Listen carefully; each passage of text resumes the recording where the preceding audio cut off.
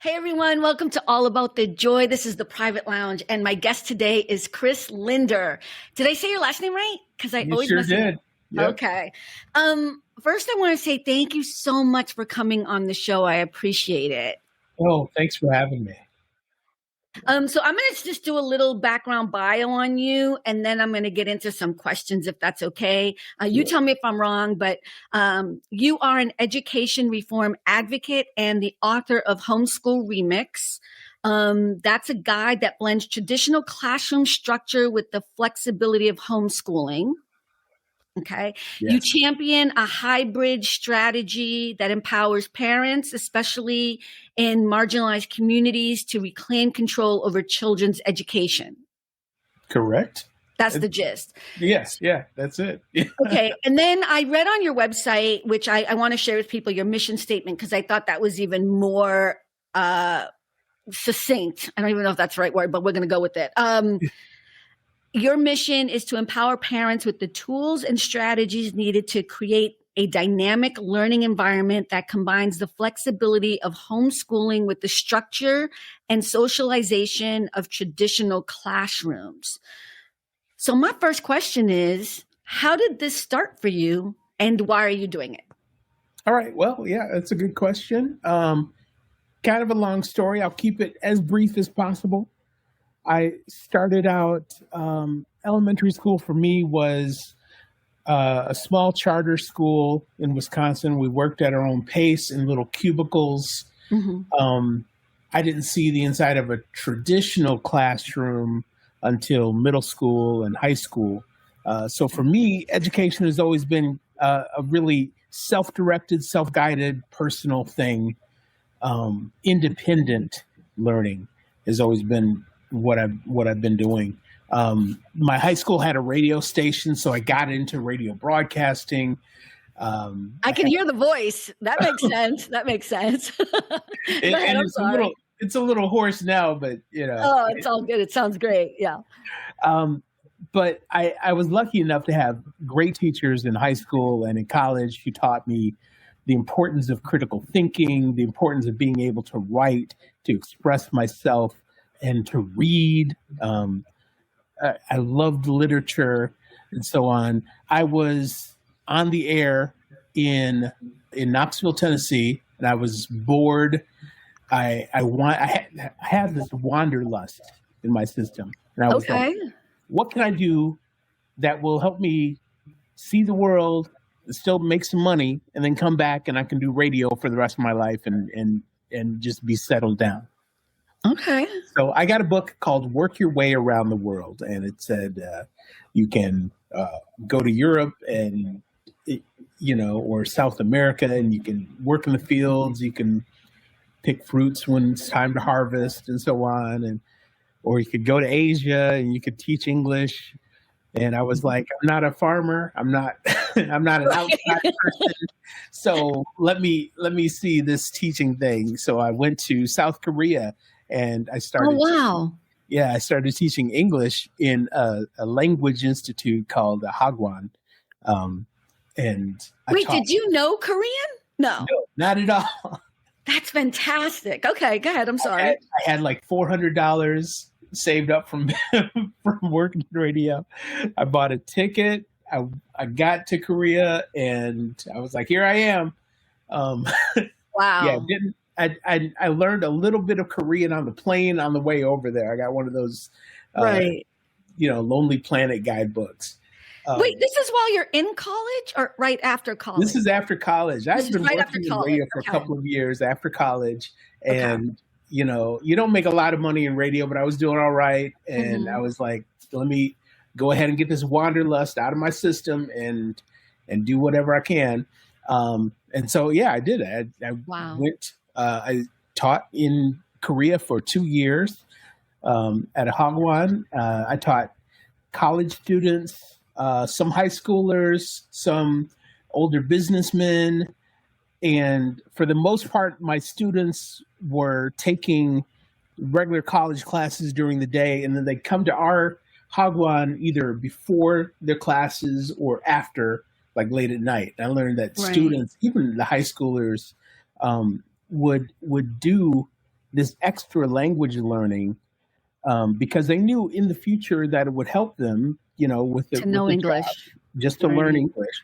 And also they loved learning English because of the American movies that were prevalent. So, they wanted to learn our slang and idioms. And I wish we in the United States would want to learn other languages. You know what I mean? But that's a whole other conversation. But go ahead. And it's something like, there's a lot of differences between students in the rest of the world and students in America. And that's one of those things that, if we, open up our minds and let down the borders and just kind of, look at other cultures and be curious about other cultures, we'd want to learn their language. We'd want to learn how they conduct their lives. And that would be awesome. That would be wonderful. But unfortunately. So you're in South Korea, you're teaching English, you're there for 2 years. Is your wanderlust done? Clearly not. Well, kind of. It was kind of the cure for that wanderlust when we had, I don't know if you remember, at the end of the 90s, there was a slight hiccup. There was, not really recession. This was before the tech bubble burst, but there was kind of a ripple. And in the rest of the world, the dollar began to really lose value. So I was making less and less money every day. So I decided to come back to the States. And also I was kind of homesick for certain things in America. So I just said, okay, all right, my time is done here. Came back to America. And I got back into radio, but then always had that teaching thing in the back of my mind. So I was substitute teaching on the side. I met my wife, who was an elementary school teacher. And she kind of got me to see that, well, you're not really going to make a lot of money in radio. Maybe you should consider teaching as a fallback. So I got a degree in instructional technology and started teaching high school world literature. Wow. Okay. And my wife went on and wrote books on the Common Core and on using anchor charts in the classroom. And we started doing professional development around the country for teachers. Okay. And then my wife passed away. And I'm so sorry. Okay. I wasn't aware of that. No, in 2016. We had 2 kids, so they weren't homeschooled. The homeschooling thing is something that comes on a little bit later because it actually comes on after COVID. Wow. Okay. We were lucky enough to have, great schools and everything. And when I had brought up the idea of homeschooling, my wife was like, no, because there's this stigma around homeschooling that homeschool kids aren't socialized, they'll turn out weird or what have you. And she was an elementary teacher, so she was like, that's number 18 on my list. But go ahead. We gonna get there. But okay, so you're already answering it. So there was a stigma, and your wife was like, no. We're not homeschooling. Yeah, she was against it. And I was like, okay, well, because, she's in charge. So, but after COVID, when we had to do remote learning, I had one child who was thriving with remote learning.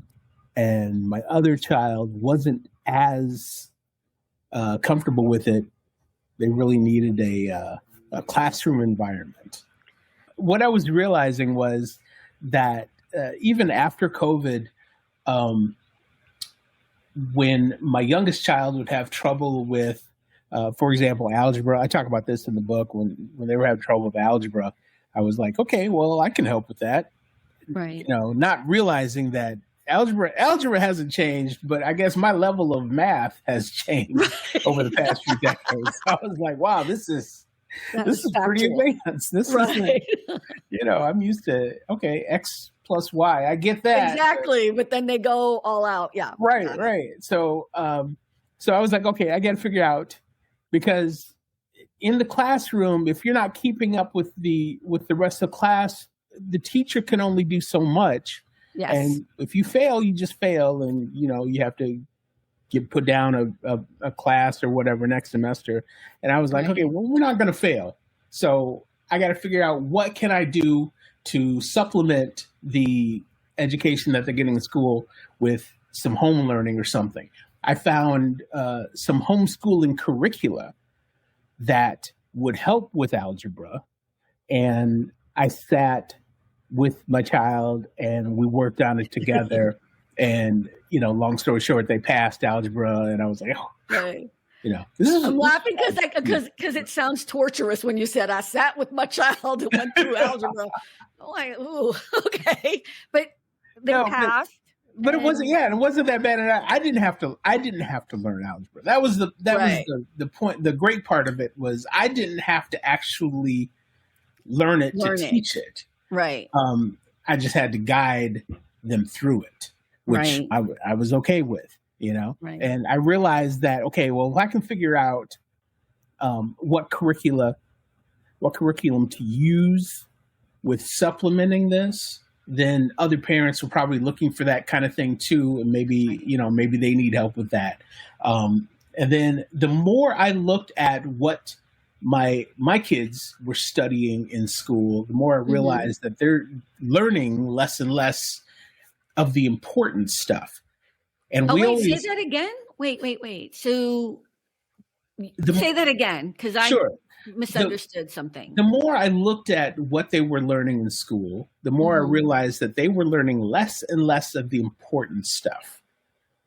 They weren't getting practical life skills. My daughter, I was taking her she was a senior in high school. I was taking her to work, and she asked me, Dad, what's a mortgage? And I was like, to me, that's like the simplest thing, but it's like, well, why aren't you, no. You're about to graduate high school and you don't know what a mortgage is. Right. We're raising kids, and here I go on my soapbox again, but we're raising kids who are better equipped to handle an active shooter than they are to balance a checkbook. Yes. Or to apply for a mortgage. We're not teaching financial literacy in school. We're not teaching, practical life skills. And now we're not even teaching like Black history or brown history, cultural history. Wow. We're not teaching, fundamental things. We're not teaching American history, which is Black history. There you go. We're not teaching anything that has anything to do with, don't get me on my soapbox. I'm going to let you keep going. It's being redefined. It's being redefined. Right. And you add to the books that are being banned. My youngest brought home a box of books from the library, from the school library, because they were like, they're being banned. Yeah, they were just going to throw these out. It wasn't because they were banned, but because they might be banned in the future. Right. You know, that's a shame. And I was I wanted to share something with you because you said something that was interesting about basic skills. I'm not even talking about mortgage and balancing a checkbook and just emotional intelligence, like we're not learning any of those things, but even in my own experience. So you should know, you don't know this, but I'm going to share this with you. Most of my audience knows this. I don't have children. And I consider that the blessing every day. I love kids. I have way too many godchildren and nieces and nephews. And I feel like that's where I'm the good auntie. That's what I am. But I think it's important because as the outsider looking at the struggles that I see parents go through, when it comes to education that's why I wanted to interview. That's why I wanted to talk to you, because I think this hybrid idea is profound. In my own experience, the way that I grew up, I didn't have parents. And so I ended up getting through school, and I went to Catholic school. And I do this because it's supposed to be better than the other schools. And it's not. All we learned was really religion, some grammar and English, and some math. We had some good lay teachers, but at the end of the day, when I got to college, which I did end up going to college, not because of high school, not because of the schools I went to, but because other people intervened and made sure I went. I found out that I didn't have the basic fundamental, I can't believe I'm admitting this, but I'm gonna. I didn't have the basic fundamental learning skills in order to succeed. And the first semester I was at college and I was studying all the time and I was trying so hard and I was failing every test. I was lucky because I knew people in the administration. I was very lucky, and they got me tested because they thought maybe I had a learning disability. Mm-hmm. But I didn't have a learning disability. What I didn't have was basic skills. I got through the first 12 years in school without anyone noticing. And that's why I did the quotes earlier, without anyone noticing that I didn't have the basic skills to make it through my freshman year in college. And so I bring that to you because I don't know, I might have to cut this all out. I'm a little embarrassed now, but no. What you're talking about, this hybrid situation, how do you think it would have helped someone like myself, or how do you see it helping? I think on your website you said marginalized. I'm just going to say poor. So poor students. How does this help them? I would say it's not necessarily poor students. When I say marginalized, I mean students from Black, Brown, Indigenous families, students who may be LGBTQ, students who are neurodivergent, students who are not, don't fit in neatly to that round hole that education is trying to jam these square pegs in. Okay. So all of those kids who are not, your typical Dick and Jane mainstream kids. Mm-hmm. Okay, that's families, and that's actually the majority of families. And it's because the educational system is designed to it's really designed to not train and produce the best and the brightest. It's designed to produce a workforce who knows how to follow directions and may read at a 5th or 6th grade reading level, doesn't have critical thinking skills because that's not necessary to have a labor job. Is that factual, what you're saying? It's factual, and it's been the case for 125 years. That's why the education system hasn't really changed. But isn't that sad that's what we're training? It's sad unless you're a member of the oligarchy and you're wondering, well, where am I going to get, more people to work? Labor force. Where am I going to get bodies to fill my factories or my farms, so that I, as an entrepreneur, can make a lot of money. Okay, but then why? Oh, then that's why we make it so hard for people to go to college. That's why we make. I just had a light bulb moment. Yeah, and that's the truth. And once in a while, I mean, statistics are that once in a while, a few will slip through the cracks and accidentally thrive, accidentally go to college. But even that is becoming harder and harder now. It's much harder to pay for college. It's becoming harder to get into college. No, absolutely. And that's why I started. And I said, I was one of the lucky ones because I actually got the help I needed immediately and was able to work with the professors that were like, here's some simple things. Like I couldn't take timed tests. So if you said to me, Carmen, I want you to answer every question in front of me, in front of the class, I was game. I could do it. But for some reason, there was that thing where it was timed. I froze. I couldn't remember. So all of these little things. And I keep thinking, like when I was reading up on you, the ability to have had a one-on-one with a parent or an adult why don't you tell me more about what your program does before I start telling you what I wished I had? Sure. I guess the big thing is we're not trying to change the educational system from the inside out. My mission is to let parents know that while the system may not be working as well as it should be, ultimately the responsibility and the power to make a positive change for your young person is in your hands as the parent.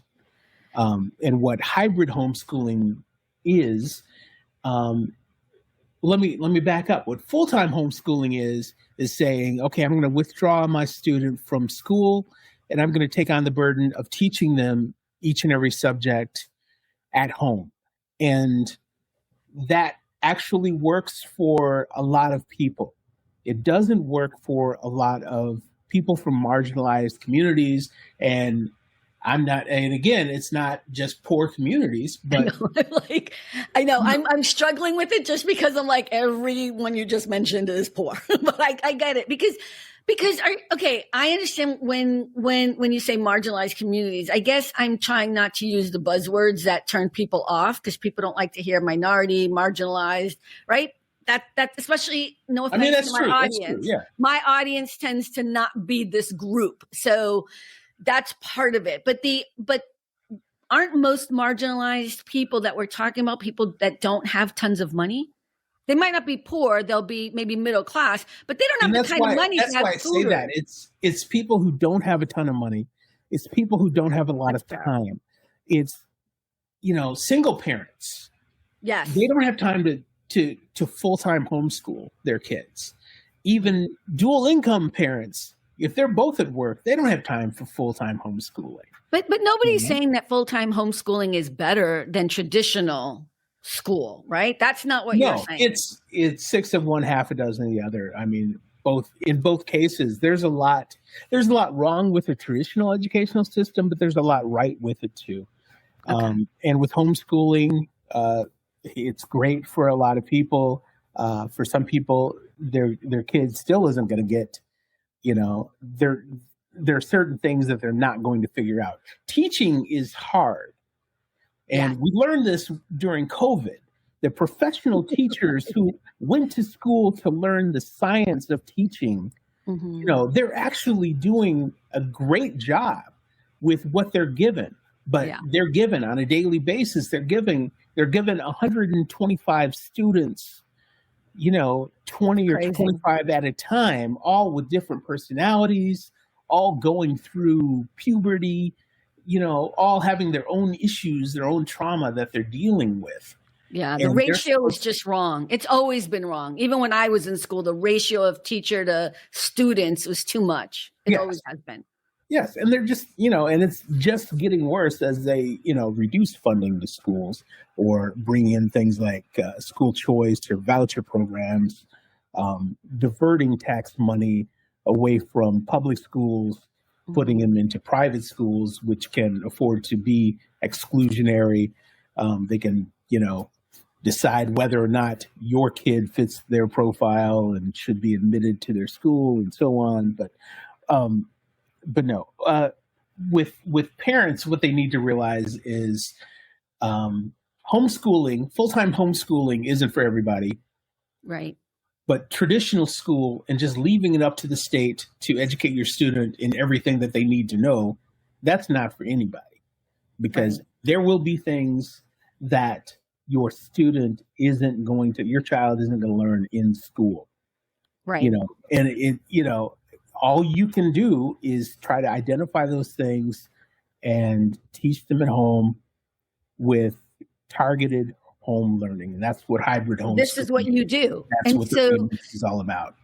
So why don't we talk about what would be, first of all, if people want to find out more about what you do, what is the website again? It's homeschoolremix.com. Homeschoolremix.com, and I'll make sure to put that down at the bottom, but also for the audio, I just want people to hear it as well. What would be the first thing someone should do if they want to find out more about what you offer? Look around on the site. We are in the process of building a community called the Seat Squad, which is all about support, educate, adapt, and thrive. It's all about bringing together families who are either just beginning in homeschooling or been homeschool veterans, bringing them together with counselors and educators and just building community through homeschooling. Because the number one reason people don't really homeschool is because if they get started, they're worried that they won't be able to have any support whatsoever. But you're not advocating just for homeschooling. You're saying, so, you know what, can you tell me more about what a day in the life of your program would be? Maybe we should go there so I understand it better. Okay, so hybrid homeschooling or homeschool remix, this framework is basically giving a parent, putting it back into their hands, the control of education, saying that, you know what, leave your kids in school. You can leave them enrolled either full-time, or in some states, they allow you to do it 2 or 3 days a week. And then figure out what they're not getting in school, teach that to them either, an hour a day or a few hours a week. And that way you're not devoting all of your time to homeschooling. You're bridging the gap. You're filling in what they're not getting in school with home lessons. I feel like what you might be talking about is getting parents back involved with also not just dropping off their kids at school, leaving it to the schools to try to teach them everything, and then expect them to come out perfect and ready for college or whatever it is, their trade school or whatever it is they're going to be doing. That's exactly what I'm saying. Like taking the responsibility of educating your kids and helping them to thrive, taking that on, partnering with your teachers, partnering with your school district, your school system, and saying, hey, it's not parents versus teachers. It's not who's going to be the better teacher. It's how can we both cooperate so that our student can turn out the best. And not fall through the cracks and not end up in a situation. I mean, I'm completely, absolutely blessed. I've had a perfect, wonderful life, right? I don't mean to make it sound.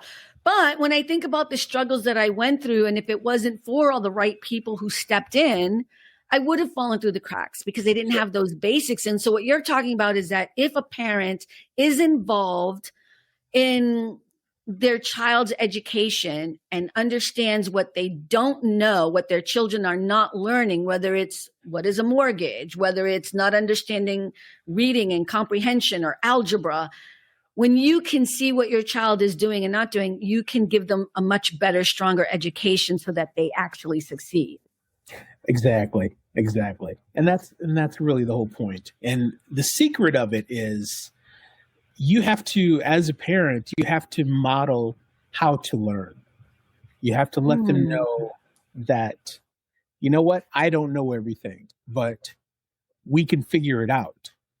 I can, read, I can research, I can ask questions. If you can model that for your child, they'll be fine. If you can incorporate critical thinking into everything that they do, whether it's schoolwork or home lessons. So I'm gonna ask you a question, because I think we use these words and people don't know what it really means. What does critical thinking mean? Like, what do you mean by that? Can you give us an example? Sure. Critical thinking is really what it looks like is you asking open-ended questions as a learner, as a person who is going through life. You need to ask questions like, why is this important? Why is this happening? What is the reason for this? And then, letting those questions, instead of just taking something at face value and going, well, I guess that's the way things should be. And it's kind of because I learned what critical thinking was when I was in college. And that's way too late. But that's when I started. It's not too late. It's never too late to learn. But you can help your children so much better if you could take some of this information that we're sharing here. Here's the thing is, critical thinking is also the difference between memorizing and actually understanding something. That's what it is for me. Yeah. When you actually understand something, you are curious. You keep asking more questions. You go down that rabbit hole because you really want to fully understand it. And some of the things that I was doing And I'm using myself as an example, not because I want to keep sharing every single personal thing about myself as we do my shows, but it seems to be part of what happens, is because I want people have an idea that everybody has this life that they have and it was so easy, or it was like whatever. Everybody has a struggle. Sure. And but I love the fact that you're making the connections, because that's what critical thinking is. Yes.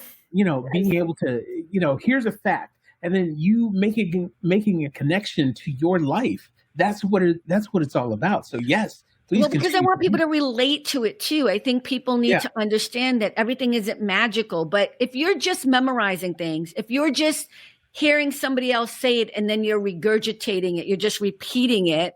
We can talk about that on another level, and you're not fully understanding it and all the layers, you're not being a critical thinker. That's right. fair enough. And unfortunately, that's an epidemic that that all you have to do is look at the news, and where that gets us if we're not critical thinking. If we're just listening to sound bites and bumper stickers, we're not going to think about when someone tells us what they consider to be a fact. We're not going to or alternative facts. Please don't feel hesitant unless it's up to you. You don't have to feel hesitant about getting into politics at all, because this is your interview. I'm just saying, because I know where you're going with this. I mean, for me, and we do have an. You can't help but go there. Yeah, you can't help it. I mean, that's part of the other reason why I wanted you on the show, is like, it's so important to be an educated human being, and if we can understand that children need that at the beginning. And how can you figure out different ways? I feel like a lot of parents use, and again, as an observer, use school as a babysitting place. They don't understand the value of getting a good education. You're going to find out later on if you don't take. I'm sorry to be so mean about it, because I know you seem nicer about it, but I feel very adamant that I see so many kids falling through the cracks because their parents are not involved at all. There's no adult involved in their schooling. Yeah, it's a shame. It's sad, but yeah, that's exactly right. Parents need to really. I mean, it's easy for us to sit here and say, "Oh, parents need to learn to do this. Parents need to do that." But when you're working a full-time job as a parent, the last thing you want to do is say, "Wait, you mean I can't just leave my kid at school and trust that they'll learn? I have to do it myself. I have to do that myself too." And it's tough. It's hard. I have zero sympathy, because I am the meanest person. Here's the thing. I made a choice not to have children. There are pros and cons of that. You made a choice to have children. There are pros and cons of that, but there are responsibilities as well. Yeah. And I only say it because of my situation, the way I grew up, and I am going to keep bringing it back to that, is I could have easily fallen through the cracks, and I didn't. But there are so many other people who had a worse beginning in their lives than I did, right? Even though we all have our story, but they didn't get the luxury that I got, that people were there to just make sure I walked on through no matter what. Right. It shouldn't be a chance. It shouldn't be that. We all need to do our part to take care of the children around us. And I think that's the other part of it too. Like, this is me doing my part for all children. Okay. Like, having Chris on the show is another thing I'm trying to do. Let me ask you this question. There are concerns like from homeschooling advocates about your program. What do you say to them? I mean, you've kind of already touched on it a bit, but what's like the soundbite you want to give to people who are saying no?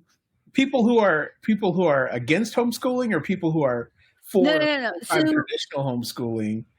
So I have two questions, but I guess we've already talked about. Let me start over. How do you answer critiques from traditional homeschoolers? They say it's too structured. There's some feel hybrid models mimic private school too closely, or curriculum control in some hybrid setups. The program, not the parent, chooses the curriculum and the assignments, which can feel restrictive. Sure. That's a better way to ask that question. I apologize. No, and I totally understand. What what I've done with my framework is made it so that you're not locked into a specific program's curriculum. I think the flexibility and freedom of curriculum is really key, especially for, and I know we keep saying this, especially for marginalized communities. Yes. For Black students, brown students, and so on, who need to see themselves reflected in the subjects and topics, things that they study. They're not going to get that in your standard textbooks off the shelves. So you have to be creative as a parent to actually just, look for and adapt lesson plans and curriculum that reflect you and your culture, your own culture, as well as a diverse overarching culture that you're able to give more of a perspective on. So I push back on anybody who's saying that a hybrid homeschooling is restrictive as far as curriculum or restrictive as far as structure. The structure comes from the traditional school. You as a parent use that for structure, but you also are flexible enough to do whatever fits your unique needs in your family, for that homeschool part.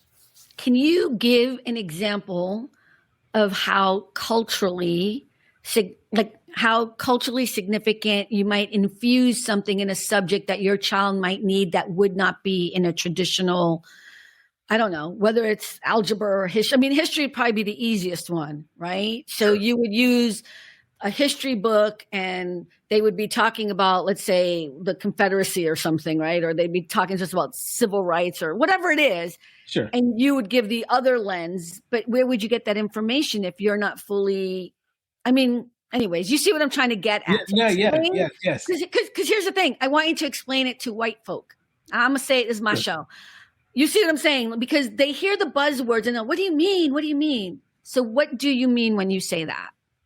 Luckily, we have the universe at our fingertips now with computers, and I know that this is a very divisive word, AI. There's no reason, right. There's no reason for you not to be able to have information about whatever subject you're teaching, or whatever subject your student needs to get this help in. If you're obviously with history, before I go any further, if you're going to use AI to devise lesson plans and so on, double, triple check your sources. AI is notorious for hallucinating, and it's basically crowd-funded.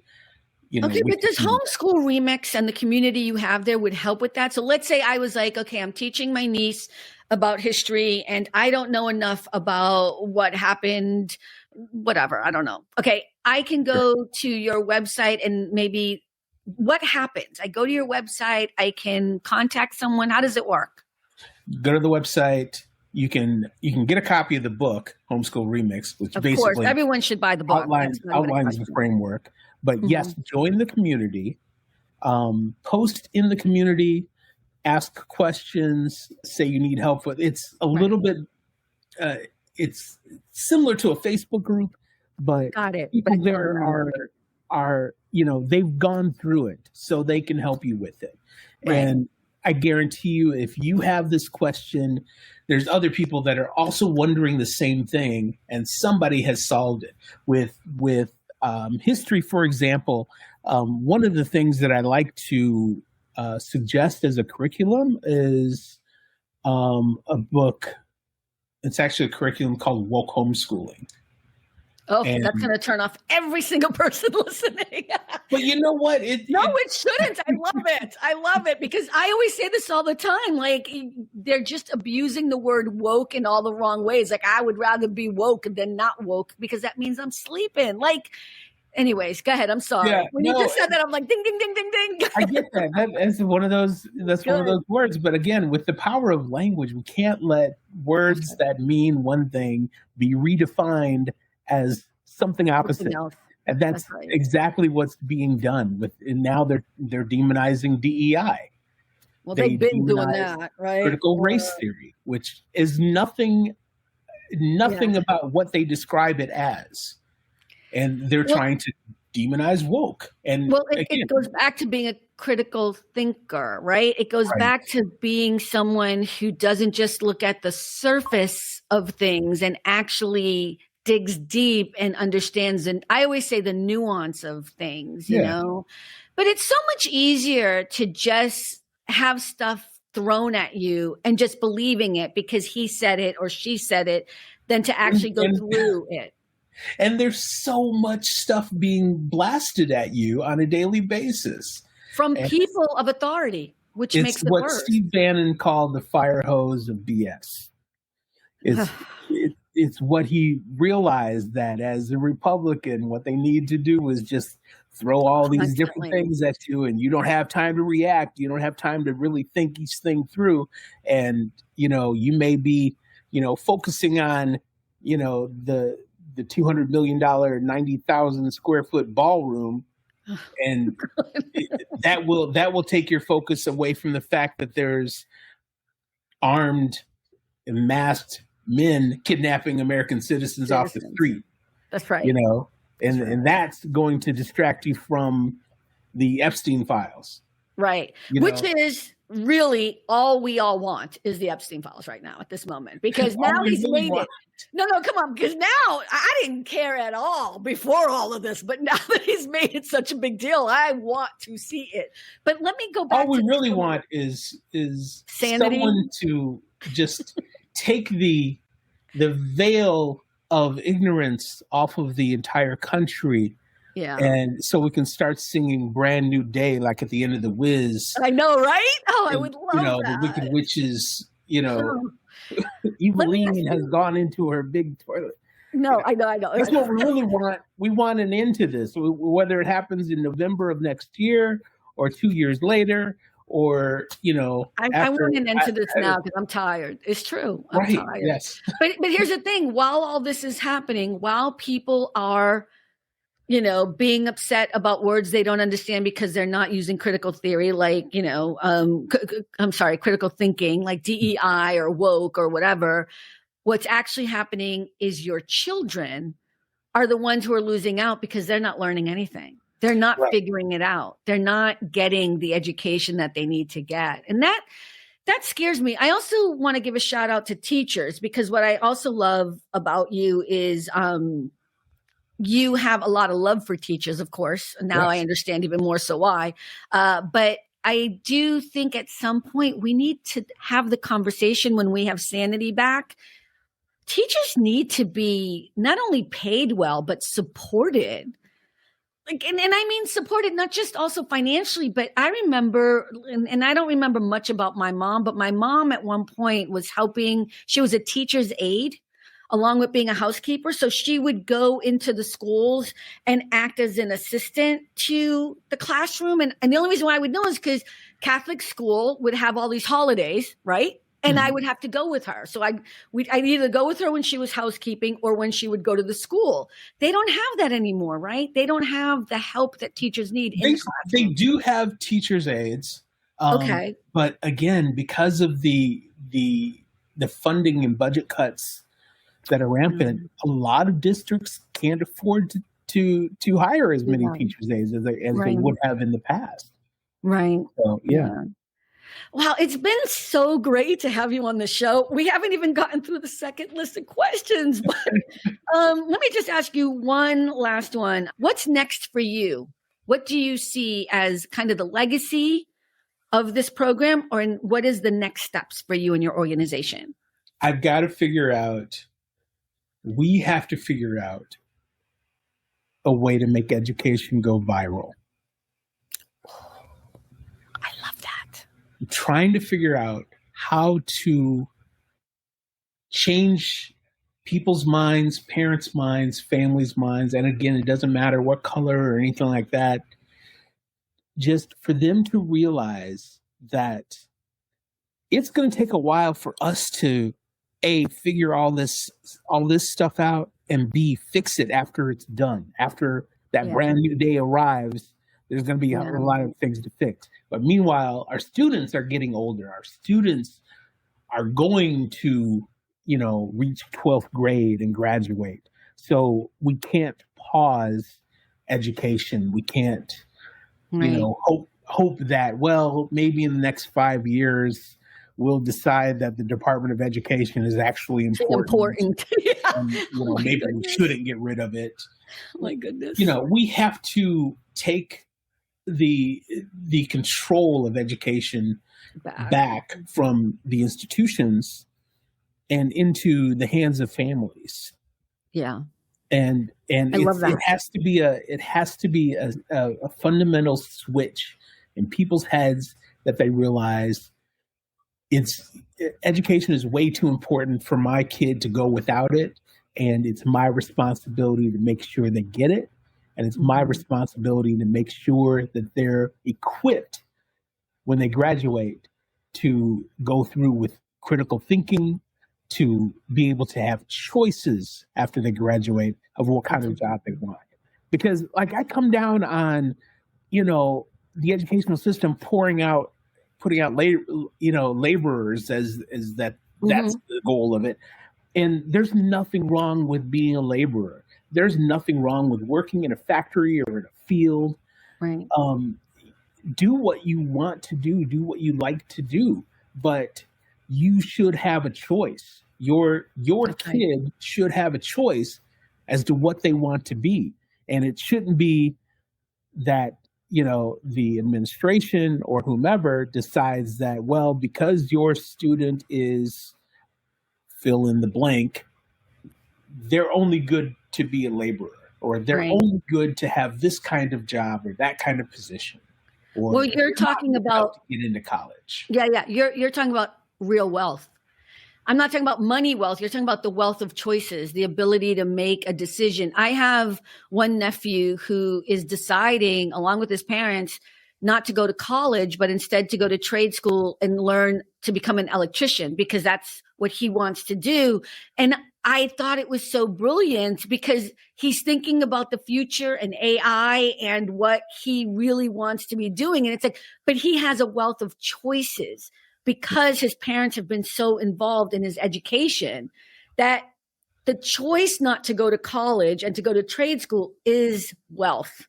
That is a wealth of a choice to be able to make along with his parents. So exactly. And very smart.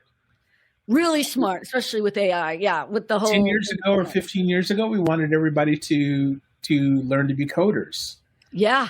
But now it's like, well, maybe actually working with your hands is a good choice. Is a good choice, especially if that's what you like to do. But again, you're not going to know that if you don't have. And I'm going to say this one thing. I think the relationship between parent and children, like their children, is so important. And people think that just because they have children, they actually have that relationship. And part of what you're talking about is you have to care about your child's education. It's like, and I internalize that. Yes. I'm a little envious of it, but I think that's what I got from reading about you and learning about you was like, we need to care more about what's happening with our children when it comes to education, and not hoping that a teacher who is trying to take care of 75 children is going to teach them everything, no matter how great that teacher is, so. It's Chris, not like it is in the movies. No, not at all. No, but Chris, thank you so much for being here. I appreciate it. I hope you'll come back, and maybe we can have you come back with the rest of the crew if you'd like to do that. Sure, definitely. We could talk a little bit more and see. They all have children, so I kind of like that I had this special time with you because we could have this conversation. But that might be something if you were willing to do it. I'm totally willing. Yes, let's do it. So everyone, remember, it's Chris Linder. The name of the website is homeschoolremix.com. What's the name of the book? The book's called Homeschool Remix. You can find it on the website. Oh, and what else? Yes, I'm sorry. and on Amazon, and support local bookstores because it's available through your local bookstores too. Yes. Oh, I'm going to start saying that more often, actually, to support your local bookstores, because that's true. We really do need to. What else were you going to say?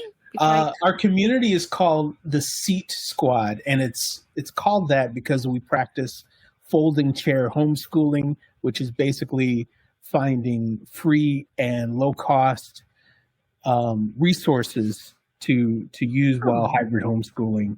And it comes from the Shirley Chisholm quote: if they don't have a seat for you at the table, bring a folding chair. Yeah, bring a folding chair. Ah, that's great. I was trying to figure out how the folding chair came in. Got it. That's great. There's a bunch of ways for you to spend a whole lot of money homeschooling, but if you're smart about it, there's no reason why you have to spend a lot of money. Yeah. Check out the website, get in touch with Chris. And thank you, everyone. Chris, thank you so much. And remember, at the end of the day, it really is all about the joy. Thank you, everyone. Bye. Thanks for stopping by. All About the Joy. Be better and stay beautiful, folks. Have a sweet day.